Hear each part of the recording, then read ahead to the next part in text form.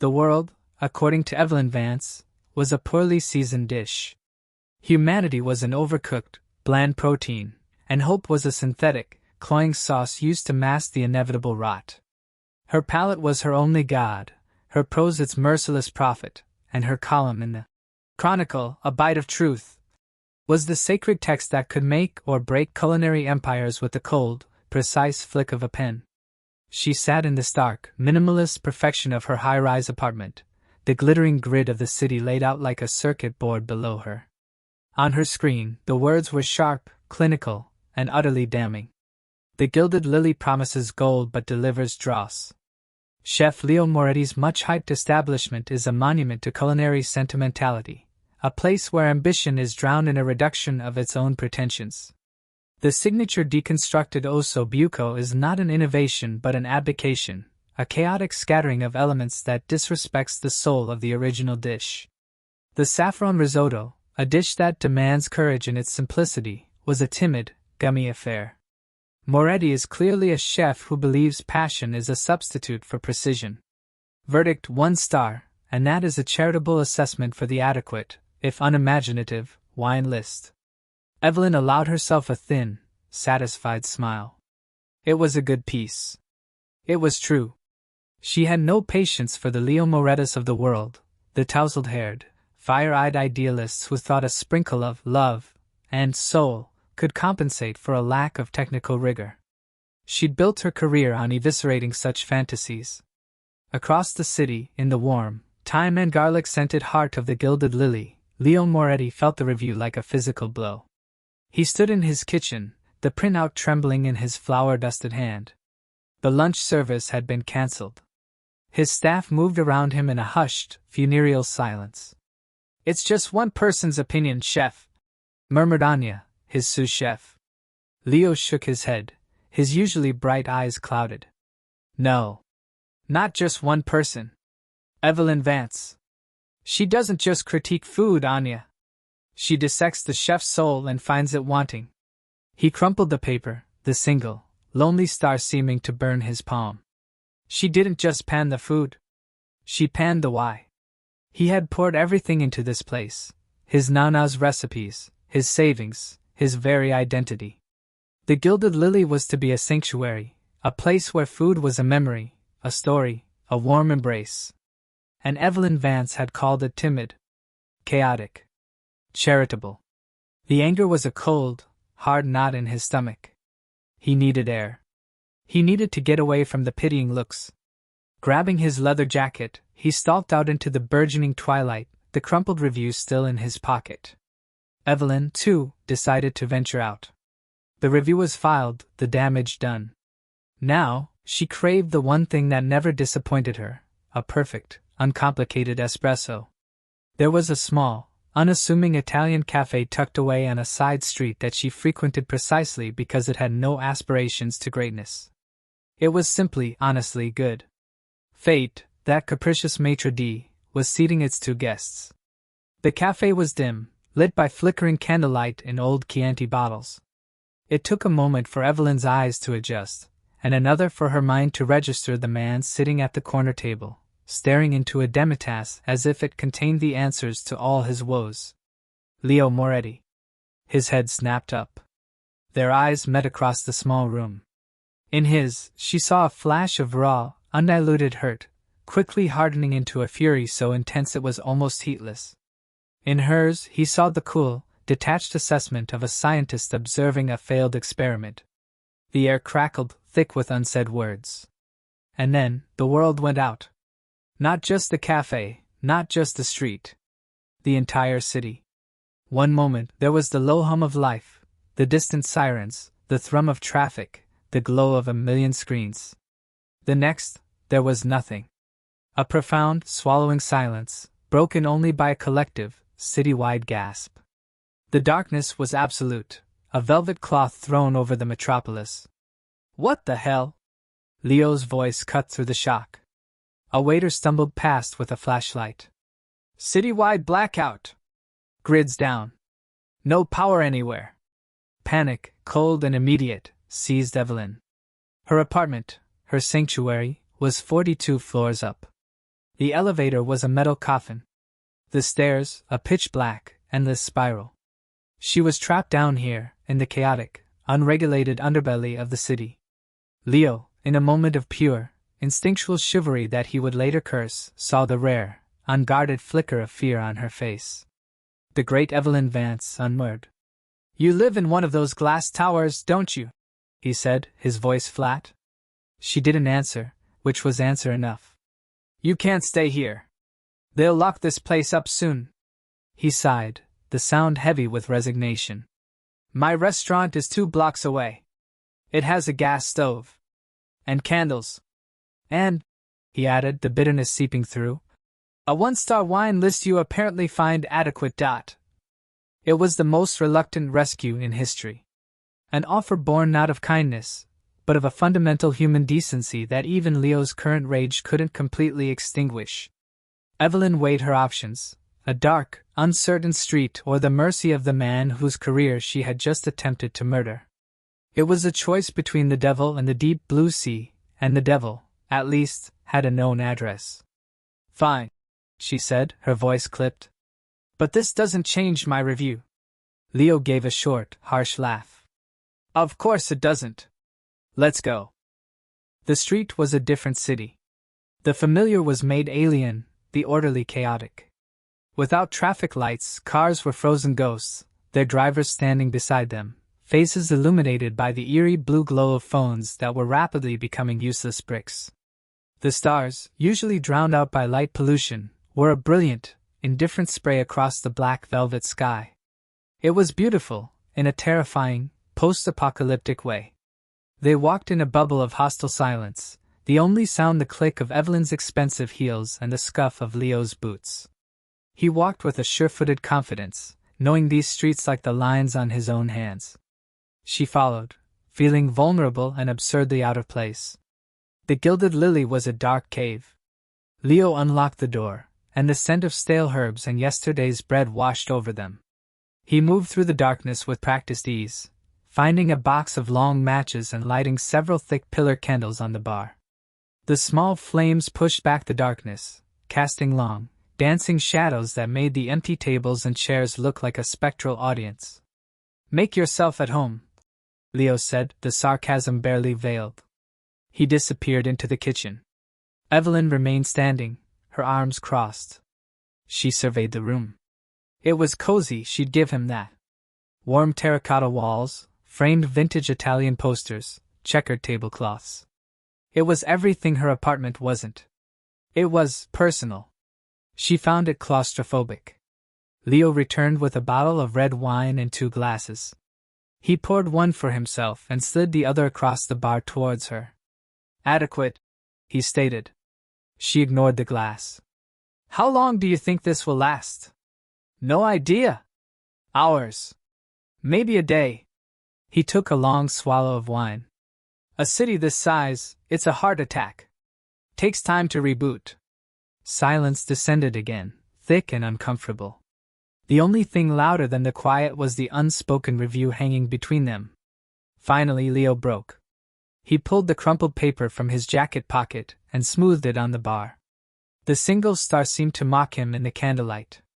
"A chaotic scattering of elements that disrespects the soul of the original dish," he quoted, his voice low and tight.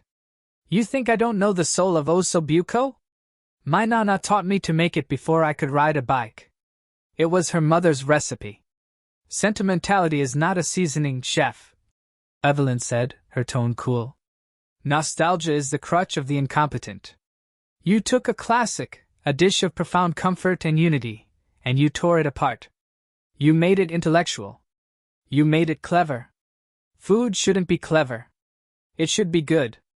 And you decide what's good?" He shot back, his eyes flashing. "You with your pathological fear of anything that tastes like joy. What happened to you, Vance? Did a Happy Meal kill your dog?" A muscle twitched in her jaw. "I grew up. I realized that joy is often just a marketing term for mediocrity. My job is to separate the craft from the carnival. Your job is to destroy people's dreams with a thesaurus." He slammed his glass down, the wine sloshing. "This place, It's not just a restaurant to me. It's my family. It's my history. That timid risotto? I make it the way my father did. It's the taste of Sunday afternoons. Of safety. You didn't just insult my cooking. You insulted my life. The raw emotion in his voice was like a splash of cold water. Evelyn was used to anger, shouted insults, pleading emails from publicists. But this was different. This was a genuine, profound hurt. For a fleeting second, she saw not a chef, but a man defending the altar of his memories. It was an inconvenient, unsettling feeling. A restaurant cannot run on ghosts, Moretti, she said, but her voice had lost some of its edge. The past is not a business plan. Before he could retort, a loud crash echoed from the street, followed by shouting. The fragile bubble of their conflict popped. The reality of their situation came rushing back in. They were two people, alone in a dark city, with nothing but their mutual animosity and a bottle of adequate wine for company. The standoff had begun. Hours bled into one another, marked only by the slow, waxen tears of the candles. The initial, explosive confrontation had settled into a grinding, cold war. Evelyn had taken a booth in the corner, using the light from her dying phone to read a novel, a fortress of solitude in the dim room. Leo remained at the bar, nursing his resentment and the wine. But the body has its own demands, ones that transcend professional rivalries.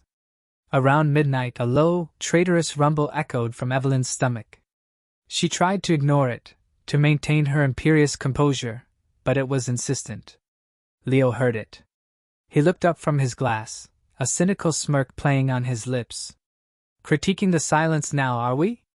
I'm fine, she clipped out. You're a terrible liar. It's the one thing about you that's authentic.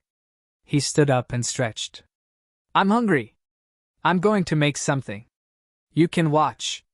Consider it, research. He vanished into the kitchen. Curiosity, a dangerous and long-dormant impulse, pricked at Evelyn. Against her better judgment, she followed, standing at the kitchen entrance, a spectator in the temple she had profaned. Leo moved with a different kind of energy now.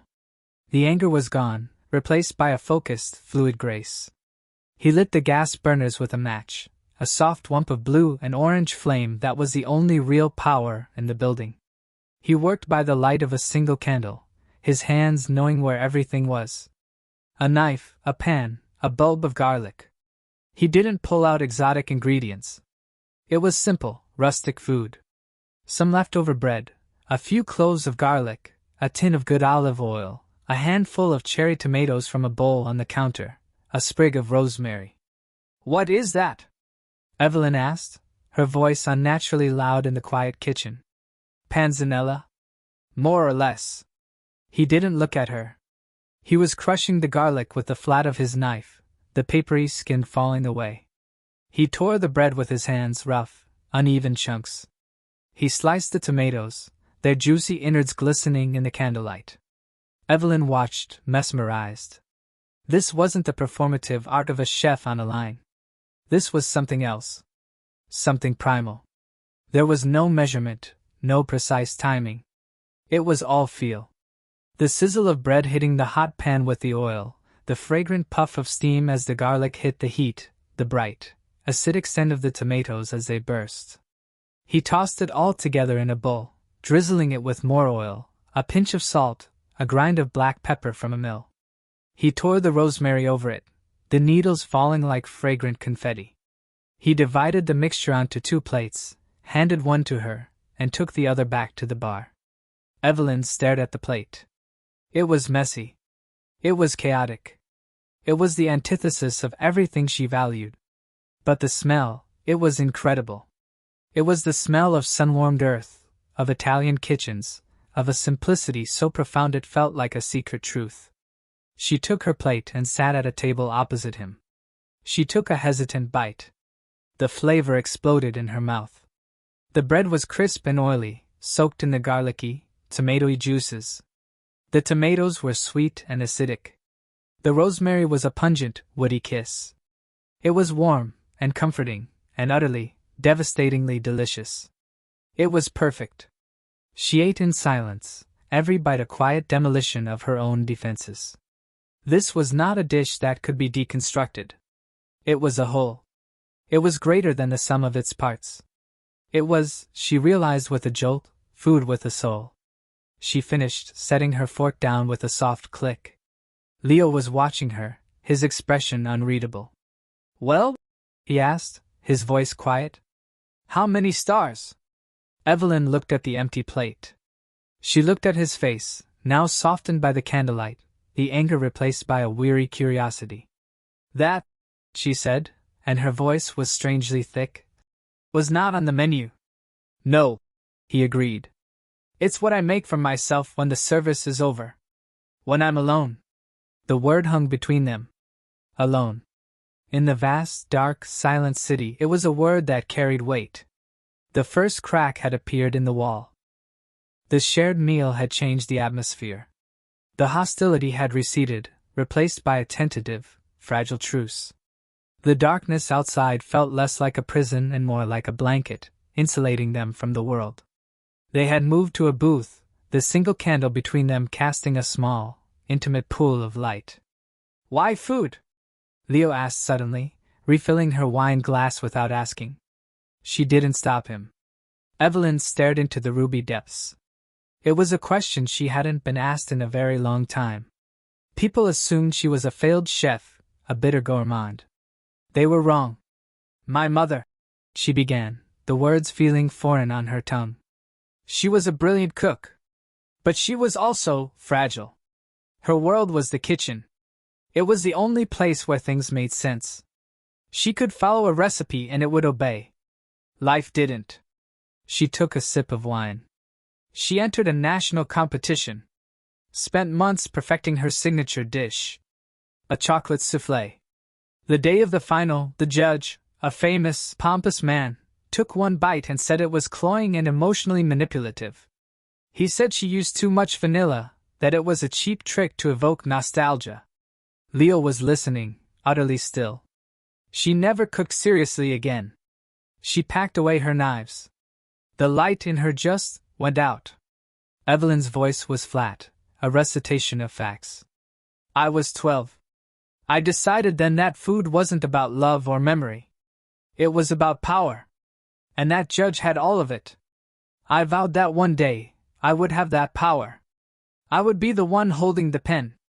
And I would never, ever be swayed by something as flimsy as sentiment." The confession hung in the air, raw and shocking in its simplicity. This was the root of the great Evelyn Vance. It wasn't cynicism. It was a scar. Leo was silent for a long time. "My God," he breathed finally. "You're not a critic. You're an avenging angel." "I am a realist," she corrected, but the old mantra sounded hollow now. "My story is less dramatic," he offered, a peace offering for her vulnerability. "Big, loud Italian family. The kitchen was the heart of everything. Arguments, laughter, gossip, grief, it all happened around the table, with a plate of pasta in front of you. Food was the language we spoke when words failed. When my dad lost his job, my mom made his favorite lasagna. It didn't solve anything, but it said we are still here. We are together.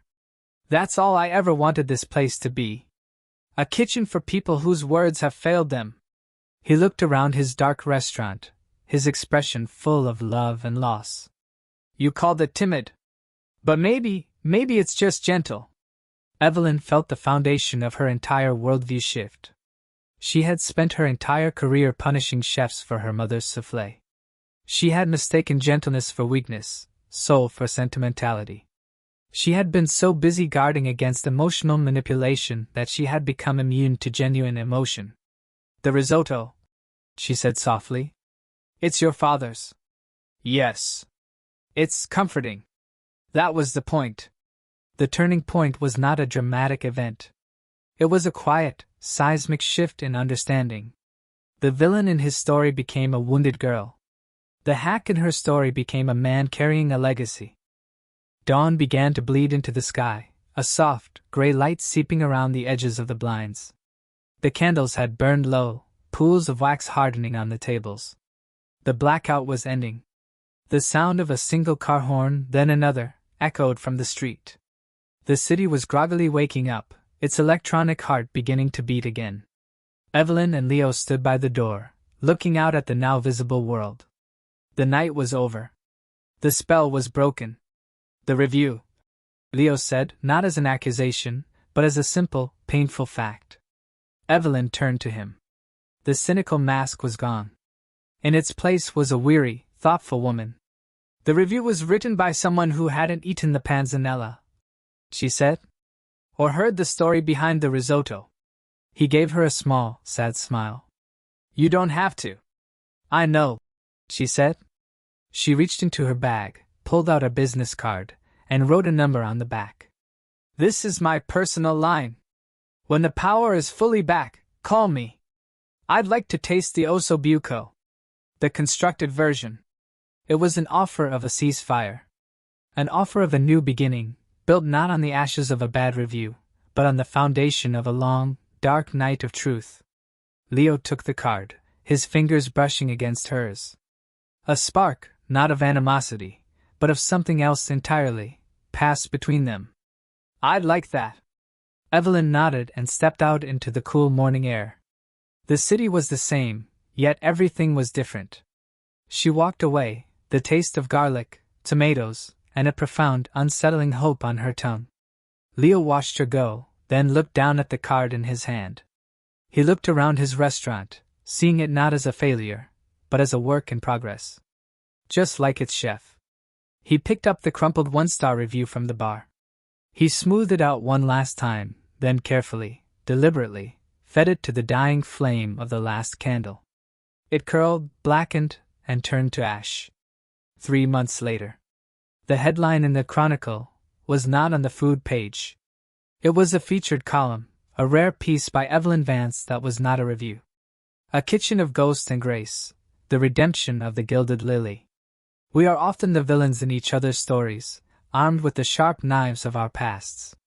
I came to the gilded lily with a palate calloused by old hurts, ready to condemn a chef's gentleness as a weakness. I was wrong. True strength, I have learned, is not in deconstruction, but in the courage to be whole. Chef Leo Moretti's food does not seek to be clever. It seeks to connect. His deconstructed osso buco is gone, replaced by a classic, slow-braised masterpiece that is a hint to patience and memory. And his risotto is not timid. It is a safe harbor. The Gilded Lily is more than a restaurant. It is a sanctuary where food speaks the language of the heart. Verdict 5 stars. Not just for the craft, but for the soul. That evening, the restaurant was full. The buzz was not about a scandal, but about a rediscovery. At the chef's counter, Evelyn Vance sat alone, a half-finished plate of osso buco in front of her. Leo emerged from the kitchen, wiping his hands on his apron. He saw her, and his face broke into a genuine, unburdened smile. Well? He asked, leaning on the counter. How is it? Evelyn looked up at him, and for the first time in a very long time, her smile reached her eyes. It was a real, uncalculated, and perfectly seasoned expression of joy. It tastes like coming home, Leo, she said. It tastes like coming home.